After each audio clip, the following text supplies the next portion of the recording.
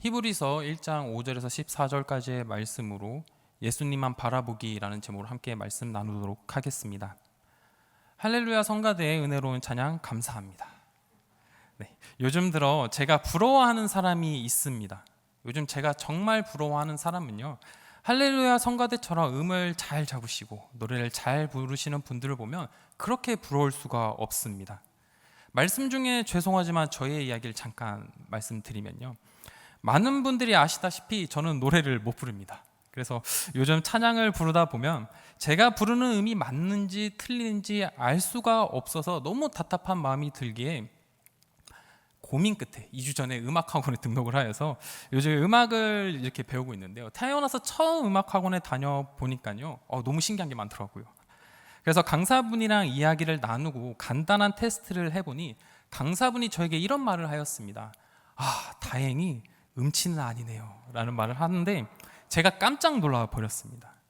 저는 32년 동안 제가 노래 부르면 이상하게 음과 박자를 하나도 못 맞추는 듯한 느낌을 많이 받아서 나는 음치구나, 이거는 어떻게 고칠 수가 없는 것이겠구나 라며 살아왔는데, 강사분이 음치는 아니고 그냥 노래를 못 부르는 거세요 라고 이야기를 하더라고요. 어쨌든 저한테 못한다고 이야기를 한 것이기 때문에 기분이 좋지 않아야 정상인데, 음치는 아니고 그냥 노래 못 부른다는 이야기를 듣고 얼마나 기뻤는지 모릅니다. 강사분의 이야기를 들어보니 자기가 음치라고 생각해서 학원에 오는 사람들 중에 진짜 음을 듣고 못 알아차리는 사람은 단지 1, 2%밖에 안 된다고 합니다. 다만 음악적으로는 문제없지만 자신 스스로 노래를 못 부른다고 생각해서 노래를 못 부르게 된 사람들이 대부분이라는 이야기를 하더라고요. 이 이야기를 듣고 집에 돌아가는 길에 생각을 해보았습니다. 왜 내가 음치라고 생각해서 노래 부르는 자리만 가면 두려워하고 피했을까? 왜 혼자서 나는 노래를 못 부르는 사람이야 라고 생각을 했을까? 이런 생각들을 하다가 원인을 하나 찾게 되었습니다.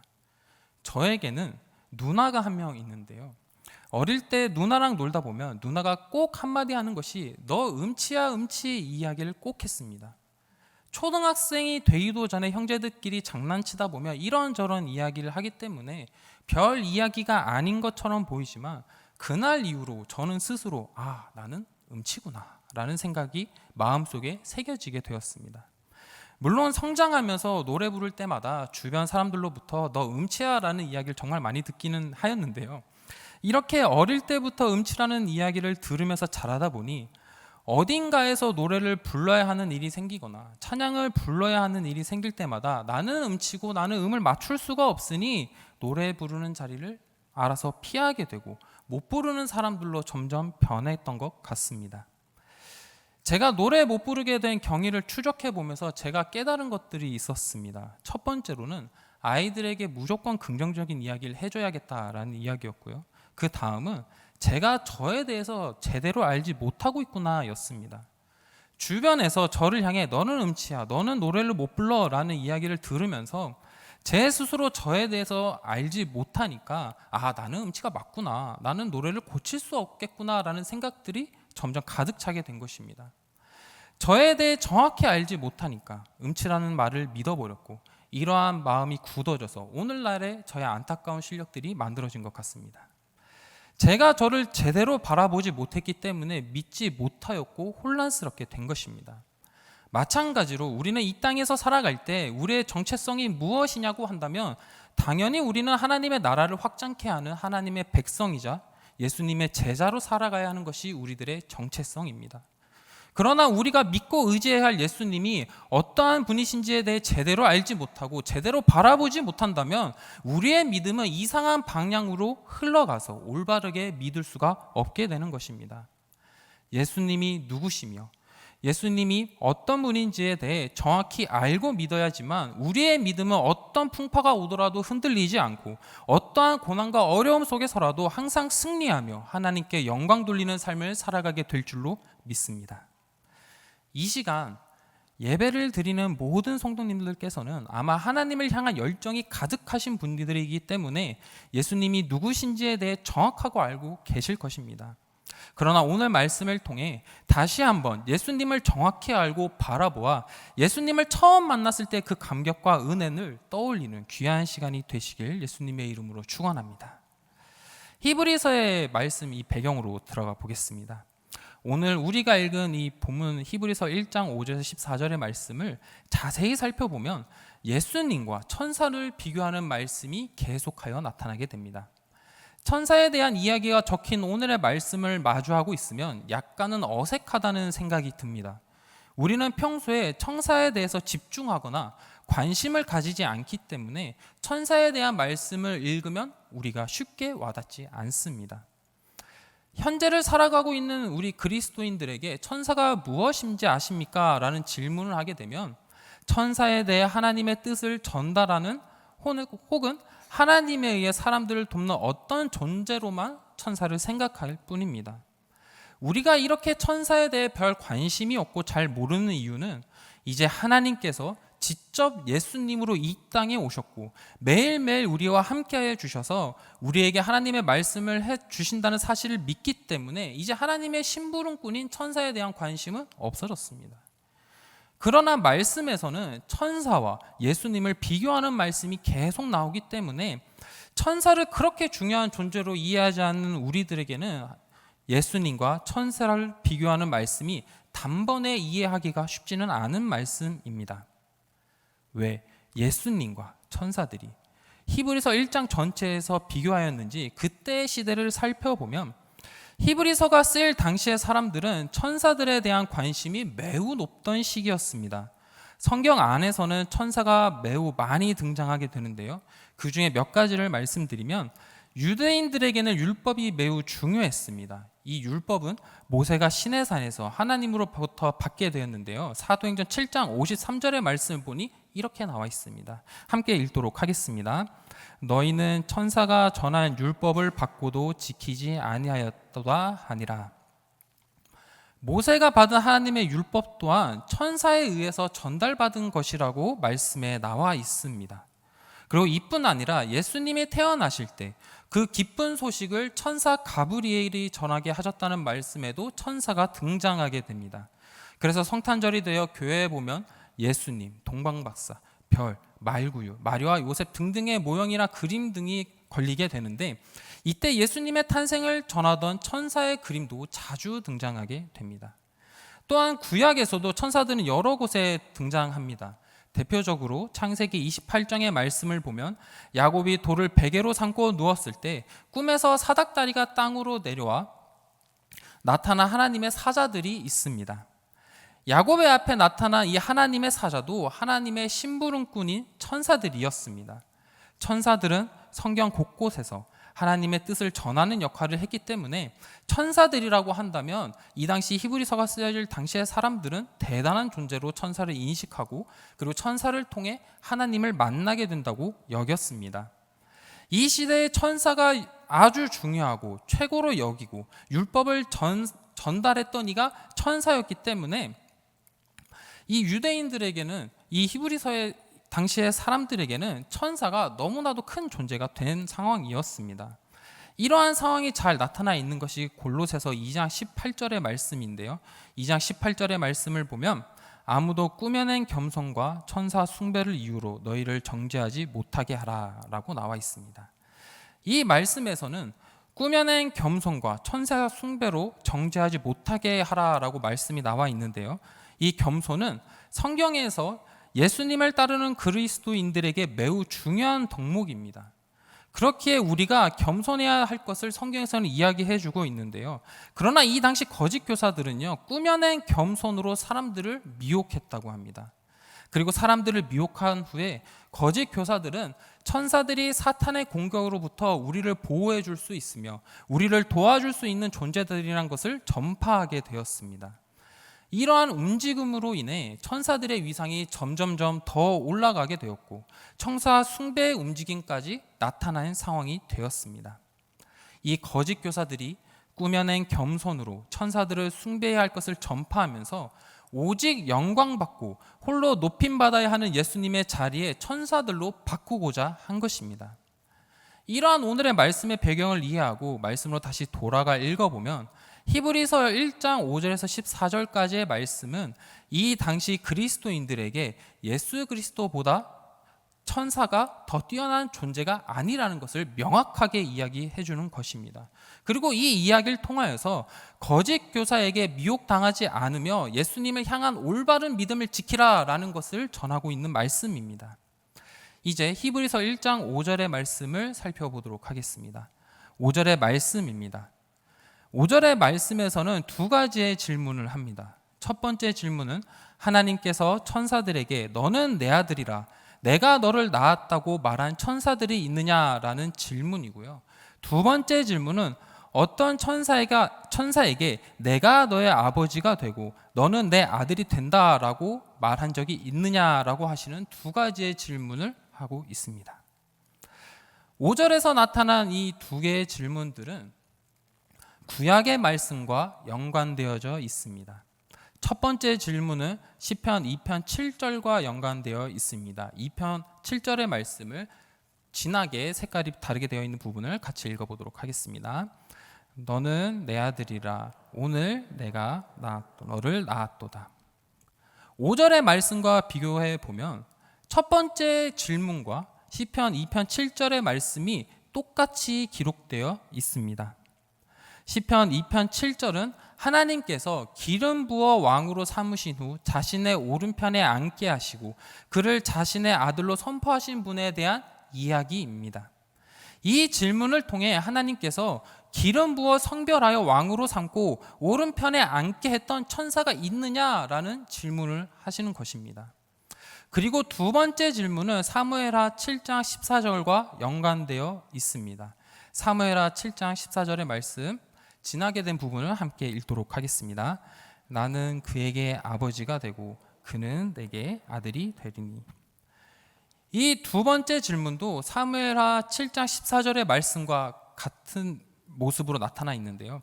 이 말씀은 하나님께서 선지자 나단을 통해 솔로몬을 이스라엘의 왕으로 선포하고 아들로 인정하는 말씀입니다. 사무엘하 7장 14절의 말씀을 통해 하나님께서는 천사들 중에 아들로 삼으신 이가 있었느냐라고 질문하시는 것입니다. 천사들 중에 기름 부어 성별하여 왕으로 삼고 아들로 삼으신 천사는 없습니다.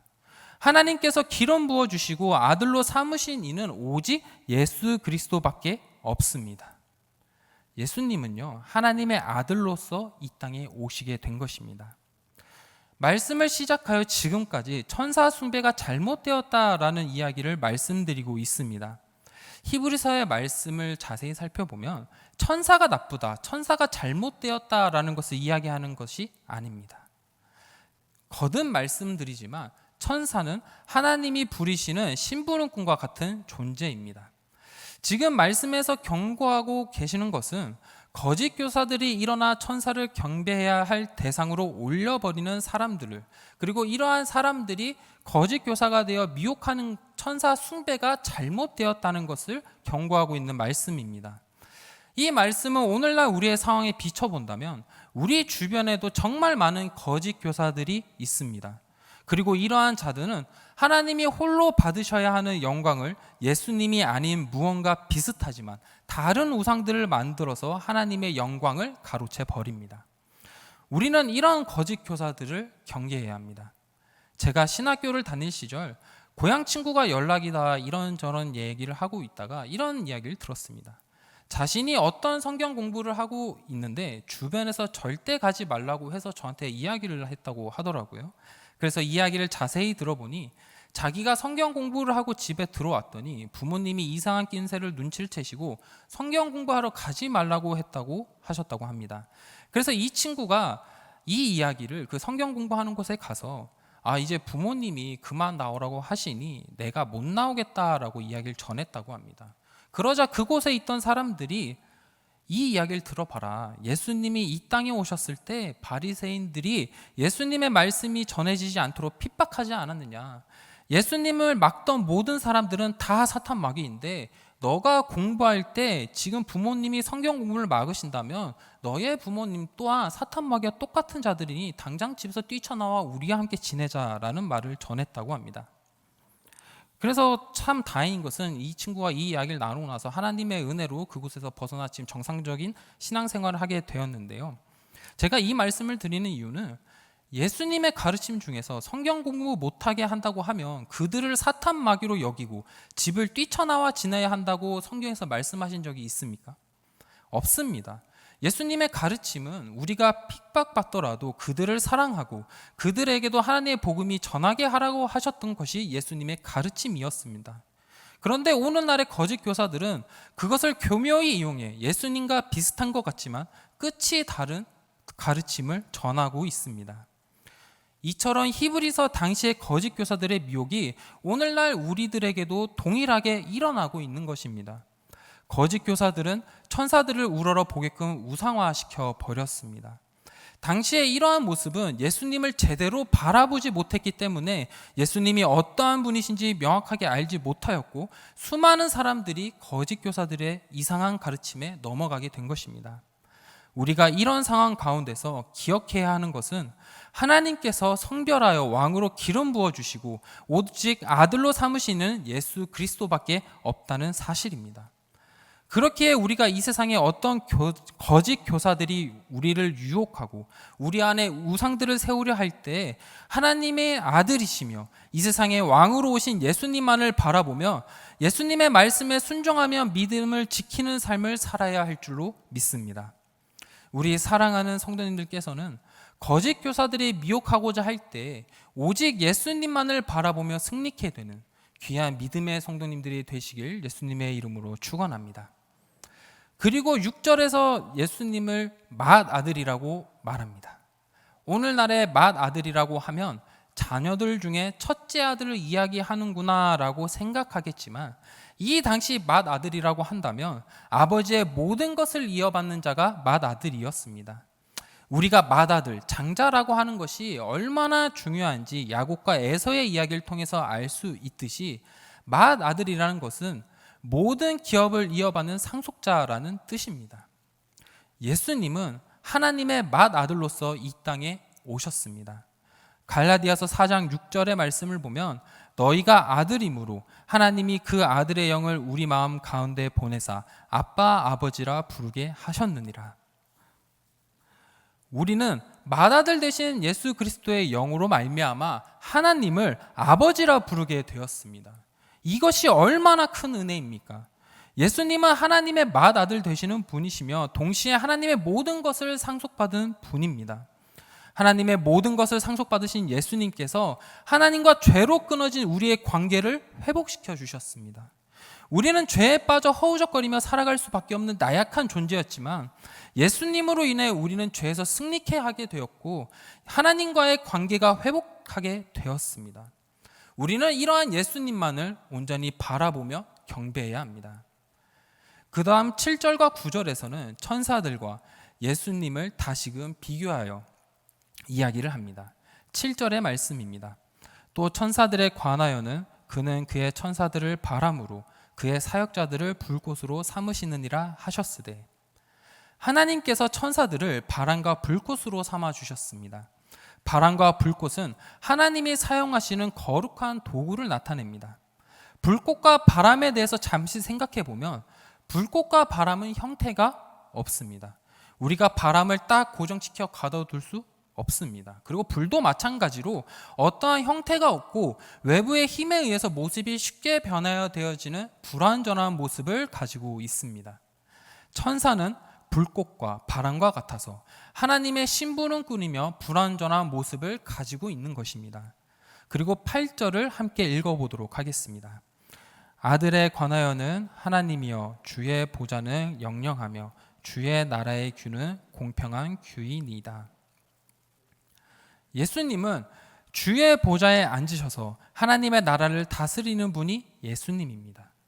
아까 천사들이 불꽃과 바람과 같이 형태도 없는 불완전한 모습이었다면 예수님은 천사들과는 다르게 영원토록 변함없는 주의 보좌에서 영원하며 완전하신 분이 예수님이라는 것입니다.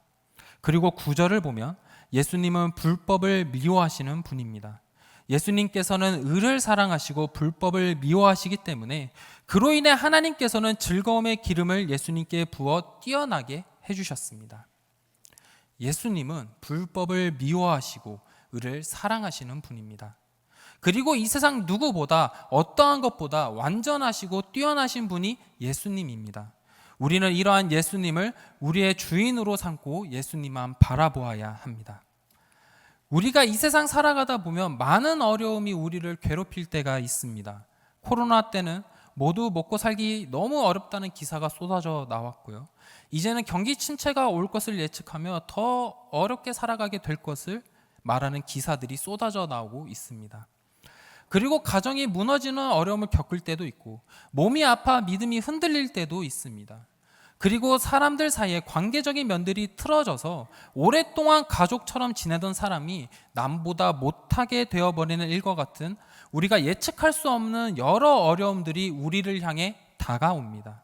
우리는 이런 고난과 어려움을 만나게 된다면 우리의 믿음은 나도 모르게 조금씩 약해질 때가 있습니다. 이런 고난과 어려움이 우리를 다가와 우리의 믿음을 뒤흔들 때 우리가 기억해야 하는 것은 예수님만을 바라보아야 한다는 것입니다. 예수님은 천사와 같이 불완전한 분이 아닙니다. 예수님은 이 세상 그 무엇보다 완전하시며 뛰어나신 분이 예수님입니다. 이렇게 뛰어나시고 완전하신 예수님께 나의 죄를 대신하여 십자가에 매달려 피 한 방울, 물 한 방울 남기지 않고 돌아가시게 되었지만 예수님은 죽음까지도 극복하셔서 사흘 만에 다시 살아나시게 되셨습니다. 우리가 이런 예수님만 바라보고 기도하게 될 때 죽음마저도 이기시고 승리하신 예수님께서 고난과 어려움 앞에 능히 이겨낼 수 있는 힘을 주시고 선한 길로 인도해 주실 줄로 믿습니다. 우리는 완전하시고 뛰어나시며 의를 사랑하시는 예수님만을 바라보아야 합니다. 이후에 10절에서는 예수님이 이 세상의 창조주이심을 밝히고 있습니다. 우리는 이 사실 또한 잊어서는 안 됩니다. 하나님께서는 이 세상을 7일간 말씀으로 창조하셨을 때 예수님도 함께 계셨습니다. 예수님도 하나님과 함께 이 세상을 창조하셨다는 이 말씀은 예수님은 하나님과 같은 분이라는 말씀입니다. 예수님은 하나님과 성령님과 함께 삼위일체의 하나님입니다. 예수님은 하나님의 아들로서 이 땅에 오셨고 이와 동시에 하나님 그 자체이신 분입니다. 하나님의 아들이자 하나님 그 자체이신 예수님은 이 땅의 어떠한 자들보다 뛰어나시며 탁월하신 분입니다. 그렇게 세상 누구보다 뛰어나시며 탁월하신 예수님이 우리의 자랑이 되어야 할 줄로 믿습니다. 그리고 11절과 12절에서는 예수님은 영원하시다는 것과 13절에서는 천사들보다 더 탁월하시며 뛰어나신 분이 예수님이라는 사실을 밝히고 있습니다. 그리고 마지막 14절에서는 천사들은 구원받은 우리들을 섬기는 존재라는 것을 다시 한 번 더 확인시켜 주십니다. 이제 말씀을 정리하고자 합니다. 오늘 말씀을 통해 하나님께서는 우리에게 다음과 같이 말씀해 주십니다. 첫 번째는 예수님은 하나님께서 성별하여 기름 부으신 왕이시며 하나님의 맏아들이라는 사실입니다. 예수님은 하나님의 맏아들이라는 고백이 우리의 고백이 되어야 합니다. 우리가 이러한 고백으로 예수님만을 바라보게 될 때 거짓 교사들의 유혹에 넘어가지 않고 굳건한 믿음으로 나아가게 될 줄로 믿습니다. 두 번째는 예수님은 완전하시고 영원하시다는 것입니다. 예수님은 어제 잠깐 계셨다가 오늘은 없어지시는 분이 아닙니다. 불완전한 분이 아닙니다. 이 세상 무엇보다 완전하신 분이 예수님입니다. 예수님은 완전하신 분이기 때문에 죽음으로부터도 승리하셨습니다. 그리고 이 죽음마저도 극복하신 분이 예수님이기 때문에 우리의 죽음의 문제, 두려움의 문제로부터 구원해 주신 이가 예수님이라는 사실을 믿으셔야 합니다. 마지막 세 번째는 예수님은 창조주라는 사실입니다. 예수님은 하나님과 한 분이시기 때문에 하나님이 이 세상을 창조하실 때에도 삼위일체의 하나님께서 함께하여 주셨습니다. 우리의 예수님이 누구냐라는 질문에 대해 예수님은 하나님의 아들이시며 예수님은 완전하고 영원하신 분이며 이 세상의 창조주라는 사실을 꼭 기억하셔야 합니다. 우리 사랑하는 성도님들께서는 이 히브리서의 이 말씀을 통하여 예수님을 믿는 것이 우리의 자랑거리가 되며 예수님의 말씀을 삶으로 실천하여 나가시는 우리 성도님이 되시길 예수님의 이름으로 축원합니다.